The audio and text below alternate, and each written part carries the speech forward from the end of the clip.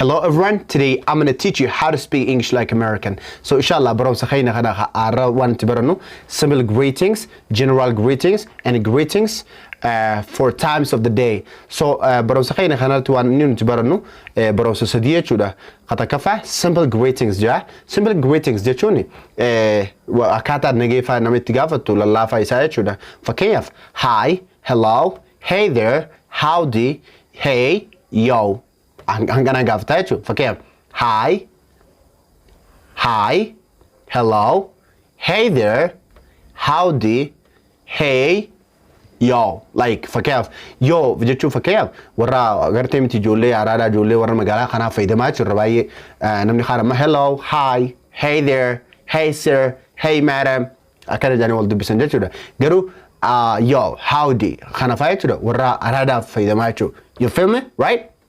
Okay, simple greetings jechune hanga sanechu. Okay, khan general greetings akawali gala jechuda. Nage akitigavu to akawali gala.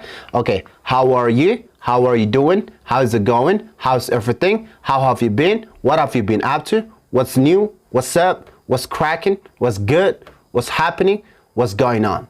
Like hangana gavta chu fakia akawali galati. Hundi tokuma chuda. How are you chuna? Kamiya chuda. You got it? How are you doing? Tokuma chuna. How's it going? How's everything? How have you been? I come to the coming. Yeah, like you can act like that. You feel me? Right? Okay, what have you been up to? Like what's new? What's new? Hey, what's new, bro? What's up? What up, bro? Okay.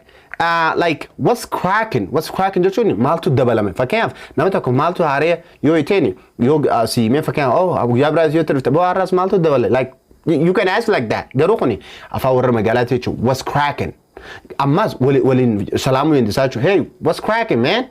How are you? Jechule faydamo in desachu. Karalaman. What's good? What's good?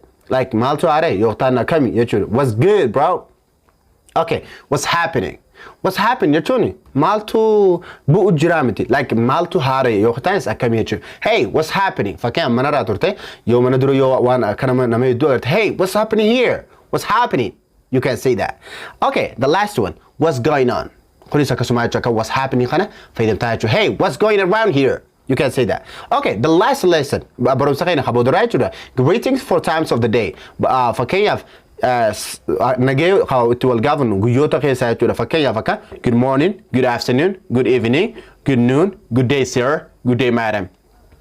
Sir jechuni fakaya yoro namatoko gudina khadentu yoqtan khaba jechuda. Sir yoqtan madam jetan jechuda. Okay, good morning galamagari, good afternoon zaboda gari, good evening yoro fakaya khara makhriba diyat khane jechuda.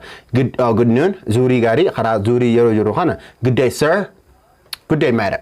So, yobarum sakana jalatan inshallah yorabide comment jalana bresa. If you have any question, ask me in the comment. Until next time, stay awesome, stay educated, continue to learn, spreading the love in the world. So, peace out.